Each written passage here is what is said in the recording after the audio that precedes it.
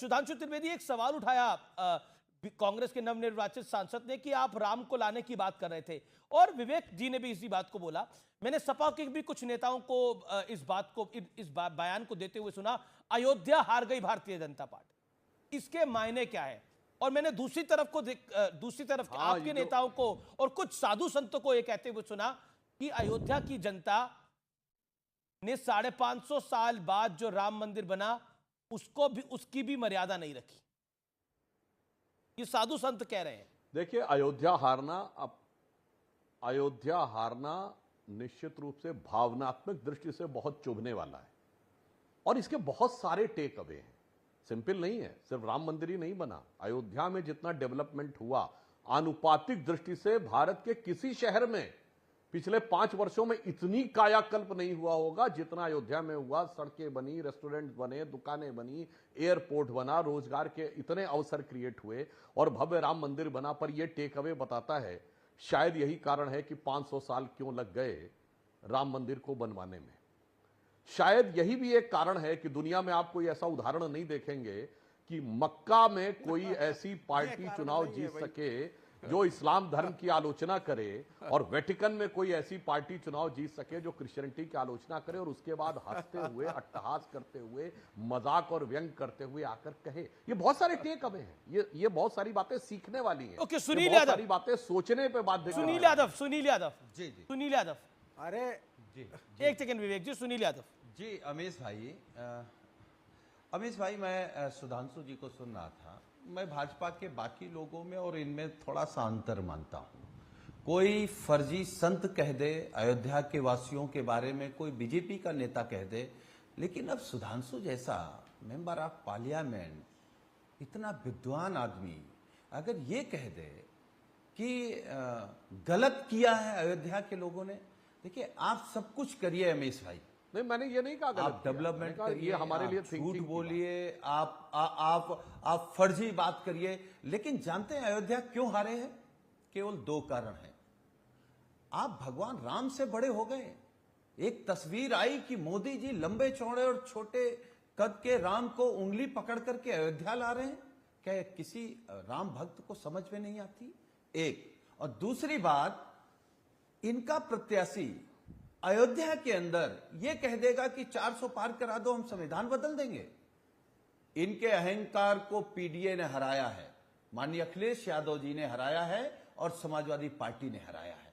और अब तो समझ जाइए, अब तो जनादेश का सम्मान करिए। और जहां तक सवाल अमीश भाई सरकार का है, तो मुझे लगता है हमसे ज्यादा जानकारी आपके सूत्र बताते होंगे, कौन क्या मांग रहा है, कौन क्या नहीं मांग रहा है, कौन होगा, कौन नहीं होगा।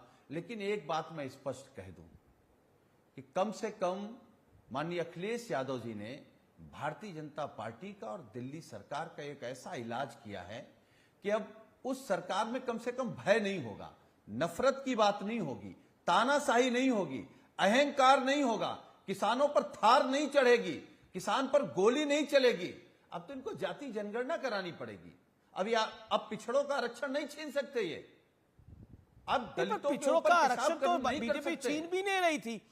पिछड़ों का आरक्षण बीजेपी कब छीन रही थी? जहां तक 400 की बात है, नहीं, ये तो जानकारी नहीं है। नहीं, पर पिछड़ों का आरक्षण कब बीजेपी ने छीना? Point number 1। पॉइंट नंबर 2, अगर 400 पार की बात की तो बीजेपी के पास तो 400 ही थे 10 सालों में अपने अलायंस पार्टनर के साथ। अरे आप सुनिए, आप तो इतने बड़े पत्रकार हैं, उत्तर प्रदेश की खबर नहीं है?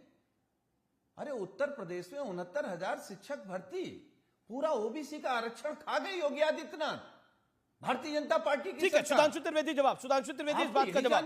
Okay, let Sudhanshu Trivedi reply. और एक बात और लास्ट में देखिए, जी कह लीजिए, बोलिए सुधांशु, आपकी बारी है। सुनील जी कह लीजिए, अपनी बात पूरी कर लीजिए। हाँ, देखिए जी।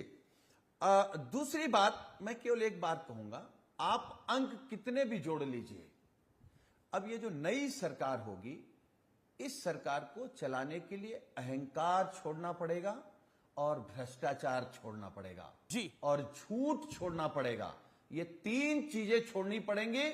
और मुझे जो जानकारी है वो यही जानकारी है कि बीजेपी और आरएसएस मोदी जी को प्रधानमंत्री नहीं चाहिए। ओके, सुधांशु त्रिवेदी, मतलब बीजेपी और आरएसएस की जानकारी सपा के हेडक्वार्टर में पहले पहुंच रही है। सुधांशु त्रिवेदी, देखिए अभी थोड़ी देर पहले विवेक जी भी बहुत जानकारी बता रहे थे कि उनके पास पुष्ट सूत्र है। अब सुनील जी बता रहे हैं कि उनके पास बड़ी जानकारियां हैं। मगर मैं एक बात कहना चाहता हूं, देखिए चुनाव समाप्त हो गए। अब जो अभी सुनील जी ने कहा, तो कम से कम जैसे बिहार में जातिगत सर्वे हुआ और राहुल गांधी जी ने ऐलानिया बोला, देखो भैया मैंने कह दिया था कि जातिगत जनगणना तो बिहार में करानी पड़ेगी। उन्होंने सर्वे नहीं जनगणना बोला था, खैर वो अलग बात है। तो जरा तेजस्वी जी से कहलवा दीजिए कि उन्होंने राहुल गांधी के कहने पे किया था कि उन्होंने खुद किया था नीतीश कुमार जी के कहने पे। नंबर 2, कर्नाटक में तो जातिगत सर्वे हुआ पड़ा है, जारी करिए ना, अब तो चुनाव खत्म हो गए। हिमाचल में करवाइए ना, पंजाब में करवाइए, बताइए तेलंगाना में करवाइए। बड़ी गजब की बात है। अगर सर्वे बिहार में हो सकता तो बाकी राज्यों में क्यों नहीं हो सकता? दूसरी बात, आपने कहा था खटाखट पैसा आएगा, तो अब तो चुनाव खत्म हो गया, जहां राज्य सरकारें हैं वहां तो खटाखट दिलवाइए ना 8,000 रुपए।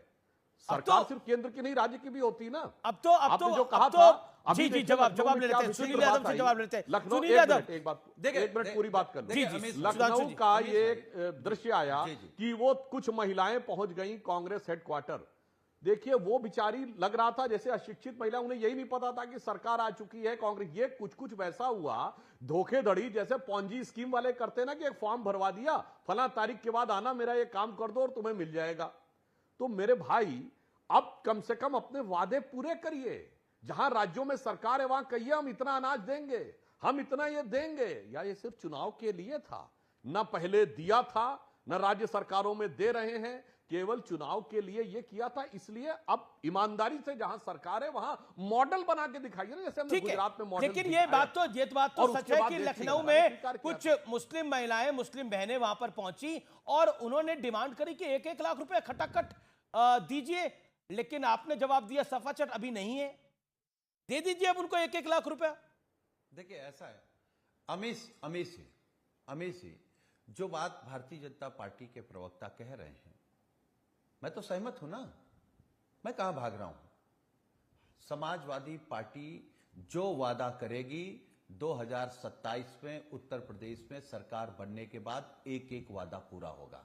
जाति सर्वे का भी, और जो आज आपका, मैं आपको इसलिए धन्यवाद दे रहा हूं अमीश भाई, आज जो आपका विषय है ना वो सेकुलर है, वो समाजवादी पार्टी का नारा है, जिसकी जितनी संख्या भारी उसकी उतनी हिस्सेदारी।